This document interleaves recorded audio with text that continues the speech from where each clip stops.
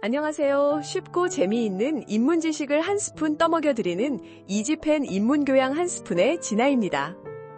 혹시 시간도둑이라는 말 실감하고 계신가요? 아마 많은 분들이 나도 모르게 스마트폰을 들고 짧은 영상을 넘겨보다가 벌써 시간이 이렇게? 하고 놀란 경험이 있으실 텐데요.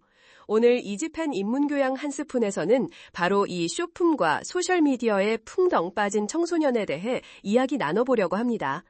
청소년뿐 아니라 우리 모두의 이야기가 될 수 있지만 특히 뇌가 발달하는 시기의 청소년에게는 더 심각한 영향을 미칠 수 있다고 하는데요. 오늘도 깊이 있는 설명과 함께 해주실 김쌤을 모셨습니다. 안녕하세요, 김쌤. 네, 안녕하세요. 김쌤입니다. 오늘 주제 정말 우리 사회에 꼭 필요한 이야기라고 생각합니다.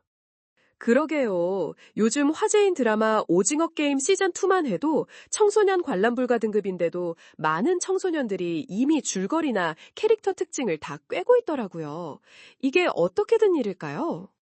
바로 숏폼의 영향이 크다고 할 수 있습니다. 아이들이 처음부터 끝까지 모든 회차를 시청하기보다는 인스타그램이나 유튜브 같은 곳에 올라온 하이라이트 장면만 편집한 숏폼 콘텐츠로 내용을 접하는 경우가 훨씬 많기 때문이죠. 예를 들어 한 출연자의 무반주 랩 장면에 비트를 입혀서 새로 만든 영상이나 특정 장면을 아주 우스꽝스럽게 편집한 숏폼들이 큰 인기를 끌었거든요. 칠칠 맞지 못한 가이, 괜찮아, 딩딩딩딩딩 이런 거 말씀이시죠? 정말 청소년들 대화에 빠지지 않는 밈이라는 게 여기서 나오는 거군요. 네, 맞습니다. 그 밈이라는 용어 사실은 꽤 학술적인 배경을 가지고 있습니다. 모방을 뜻하는 그리스어 미메시스와 유전자를 뜻하는 진의 합성어인데요. 진화생물학자인 리처드 도킨스가 문화가 어떻게 진화하는지를 설명하기 위해 만든 개념입니다. 유전자가 자기를 복제하며 퍼져나가듯이 문화적인 요소들도 모방을 통해 사람의 뇌에서 뇌로 퍼져나간다는 거죠. 와, 밈에 그런 깊은 뜻이 있었군요. 지금은 그냥 인터넷에서 유행하는 웃긴 영상 정도로만 생각했는데 말이에요. 네, 오늘날에는 인터넷상에서 패러디 소재로 자주 사용되는 특정 컨텐츠라는 의미로 훨씬 자주 쓰이죠. 이렇게 빠르게 유행이 바뀌는 밈의 탄생지가 바로 인스타그램의 릴스나 유튜브의 쇼츠 같은 숏폼 플랫폼입니다. 정말 남녀노소 할 것 없이 시간을 쏟게 만드는 바로 그 컨텐츠들이죠. 맞아요. 중독성 있는 노래에 맞춰 춤을 추는 챌린지 영상이나 공감 가는 상황을 짧게 연출한 영상들이 정말 하나의 문화가 됐어요. 조회수가 몇백만씩 터지면 유명 인플루언서들이 너도 나도 따라하면서 밈을 만들고요. 검지손가락 하나만 따딱하면 다른 영상이 나오니까 정말 소시지처럼 줄줄이 보다 보면 시간이 훌쩍 가버려요. 바로 그 점이 핵심입니다. 숏폼뿐만 아니라 대부분의 현대인들은 이미 소셜미디어, 즉 SNS에 깊이 빠져 있습니다. 화장실 갈 때조차 스마트폰을 들고 가는 분들이 많을 정도니까요. 그런데 이런 숏폼과 SNS 중독이 뇌에 미치는 영향은 청소년에게 훨씬 치명적입니다. 중독이라는 단어를 쓰니 갑자기 심각하게 들리는데요.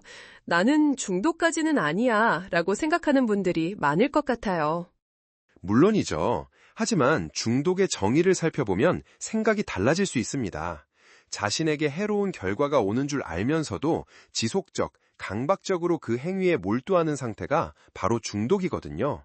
정도의 차이는 있겠지만 이 정의에서 완전히 자유로울 만큼 숏폼이나 SNS와 거리를 두고 사는 사람은 많지 않을 겁니다. 알면서도 계속하게 되는 상태라 그렇다면 구체적으로 어떤 해로운 결과가 있나요? 특히 청소년들의 뇌에는 어떻게 작용하는 건가요? 반복적인 중독 행위는 뇌 자체를 변화시킵니다. 숏폼을 볼 때처럼 즉각적인 쾌락을 느끼게 하는 뇌 부위만 자주 사용하면 잘 쓰지 않는 다른 뇌 부위는 점점 퇴화하게 됩니다.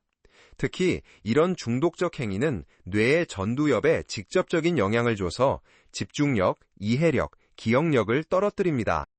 전두엽이라면 이성적인 판단이나 계획을 담당하는 중요한 부분이잖아요. 맞습니다. 그런데 가장 큰 문제는 바로 그 전두엽이 완성되는 시기가 사춘기 무렵이라는 점입니다. 가장 중요한 시기에 숏폼과 SNS에 지속적으로 의존하게 되면 전두엽이 제대로 성숙하지 못하고 그 영향이 성인이 되어서도 정상으로 되돌리기 어렵기 때문에 문제가 아주 심각한 겁니다. 정말 충격적이네요. 단순히 시간을 낭비하는 문제가 아니라 뇌 발달에 직접적인 영향을 주는 거였군요. 실제로 청소년들의 인터넷 사용 시간이 많이 늘었을 것 같은데 관련된 통계 자료가 있을까요? 네, 있습니다. 스마트폰이 대중화되고 특히 코로나19를 거치며 온라인 수업이 늘면서 청소년의 일상은 인터넷과 훨씬 더 밀착됐습니다. 한국언론진흥재단이 발표한 2022 10대 청소년 미디어 이용 조사에 따르면 10대 청소년의 하루 평균 인터넷 이용 시간이 약 8시간에 달한다고 합니다. 코로나19 확산 시점인 2019년과 비교하면 무려 1.8배나 증가한 수치죠. 8시간이요? 잠자는 시간을 빼면 하루의 거의 절반을 인터넷에 접속해 있는 셈이네요. 그렇습니다. 특히 10대 이용률 1위는 동영상 플랫폼이었는데 그 비율이 무려 97.4%에 달했습니다. 요즘엔 동영상 편집 앱도 워낙 잘 나와서 직접 영상을 만들어 업로드해본 청소년도 10명 중 3명꼴로 적지 않았습니다. 게다가 카카오톡이나 인스타그램 다이렉트 메시지, 즉 DM처럼 친구들과의 연락 대부분이 SNS를 통해 이뤄지다 보니 스마트폰을 손에서 놓기가 더 어려워진 거죠. 상황이 이렇다 보니 스마트폰에 과도하게 의존하는 청소년들도 많아졌겠어요. 네, 바로 그 과의존 위험군 비율이 문제입니다.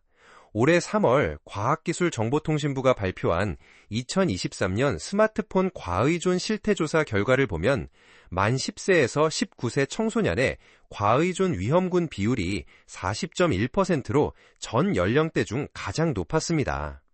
이 수치는 계속 높아지는 추세라 이대로라면 청소년 절반이 과의존 위험군이 될 날도 머지않아 보입니다. 40.1%요. 정말 심각한데요.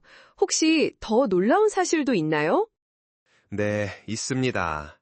청소년 다음으로 과의존 위험군 비율이 높은 연령대가 바로 만 3세에서 9세 사이의 유아동이라는 점입니다. 25%, 즉 어린아이 4명 중 1명이 과의존 위험군에 속하는 것으로 나타났습니다. 참고로 성인은 22%, 60대는 12.1% 수준입니다.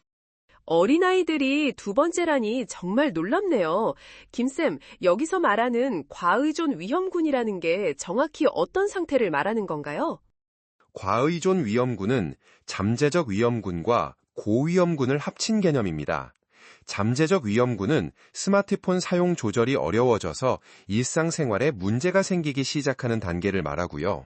고위험군은 스마트폰 사용에 대한 통제력을 완전히 상실해서 일상생활에 심각한 문제가 발생하는 단계를 의미합니다. 그렇군요. 단순히 스마트폰을 많이 쓰는 수준을 넘어 일상생활에 문제가 생기기 시작하는 청소년이 벌써 10명 중 4명이라는 거네요.